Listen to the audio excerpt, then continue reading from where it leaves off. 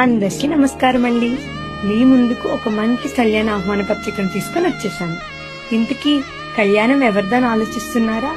అదేనండి, మన కాకాని కృష్ణయ్య వెంకమ్మ గార్ల దంపతుల కుమారుడున్నాడే, శ్రీ అఖిలాండకోటి బ్రహ్మాండ నాయకుడైన ఆ మహావిష్ణువు సాక్షాత్ స్వరూపం అయినటువంటి గోపయ్య స్వామి వారికి, అలాగే శ్రీ కొల్లా శివరామయ్య రంగమాంబ గార్ల దంపతుల కుమార్తె అయిన అఖిలాండకోటి బ్రహ్మాండ నాయకి తిరుమల తిరుపతి వెంకటేశ్వర స్వామి దివ్య పరప్రసాదాన్ని జన్మించిన జగన్మాత అయినటువంటి శ్రీ తిరుపతమ్మ అమ్మవారికి ఇచ్చి కళ్యాణ మహోత్సవం జరగబోతుంది.